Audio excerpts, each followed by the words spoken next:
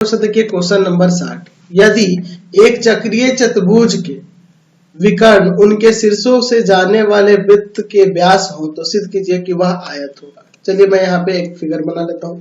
आपका वृत्त हो गया, मैं इसके अंदर एक चक्रीय चतुर्भुज ले लेता हूँ। चक्रीय चतुर्भुज के क्या होते हैं?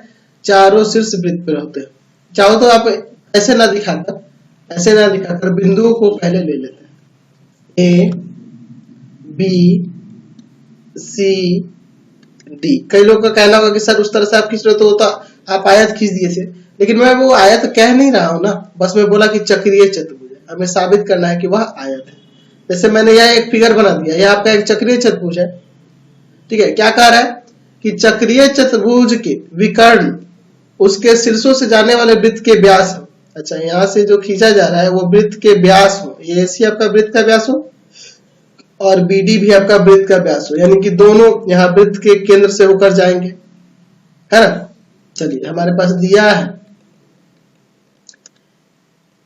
ABCD एक चक्रीय चतुर्भुज है। चक्रीय चतुर्भुज यानी कि उसके चारों शीर्ष जो है वृत्त पर स्थित है। अच्छा, विकर्ण AC तथा BD वृत्त के व्यास हैं, तो सिद्ध करना है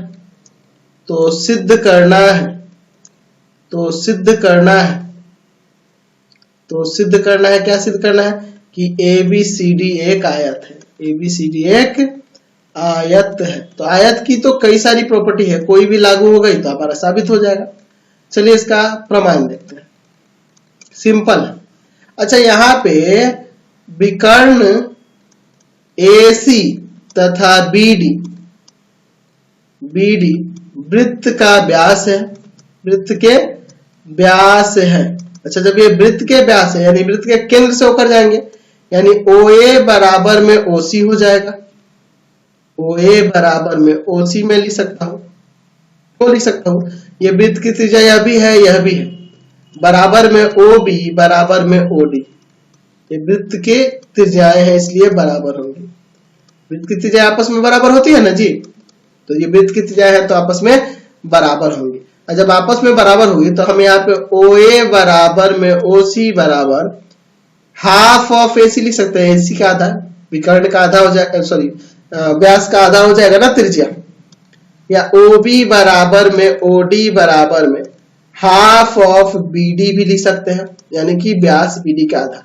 तो समझो यहाँ पर यह दोनों वृत्त के व्यास ही ना है, तो ये आपस में तो बराबर होंगे ही। AC बराबर BD होगा ही, वृत्त के व्यास बराबर होगा ही। हम लोग ऐसे भी देख सकते हैं OA बराबर OB है, इसलिए ये दोनों आपस में बराबर हो जाएंगे। तो हम क्या देख रहे हैं कि इसमें अगर मैं इस चतुर्भुज की बात करूं, इस चक्रीय चतुर्भुज की बात करें, तो चक्रीय चतुर्भुज के विकर्ण एक दूसरे को समद्विभाजित कर रहे हैं, तभी ना ये बराबर हो रहा है। अगर मैं इस चतुर्भुज के हिसाब से देखूं तो एक दूसरे को समद्विभाजित कर रहे हैं और विकर्ण भी बराबर हो जा रहा है। तो विकर्ण बराबर है और एक दूसरे को समद्विभाजित भी कर रहे हैं। और चूंकि ये व्यास है, आपके व्यास है, तो ये वृत्त पर कितना बनाएंगे? समकोण बनाएंगे। तो चूंकि मैं लिख सकता हूं कि BD वृत्त का व्यास है, इसलिए एंगल ए क्या हो जाएगा? 90 हो जाएगा। तो जब एंगल ए ये 90 हो गया, बाकी सारे भी 90 हो जाएंगे। तो देख लीजिए, ऐसा अगर बात करें यहाँ पे, ये विकर्ण एक दूसरे को समद्विभाजित कर रहे हैं और विकर्ण बराबर भी हो जा रहे हैं, एक कोण 90 भी हो जा रहा है, तो वो आयत ही ना होगा।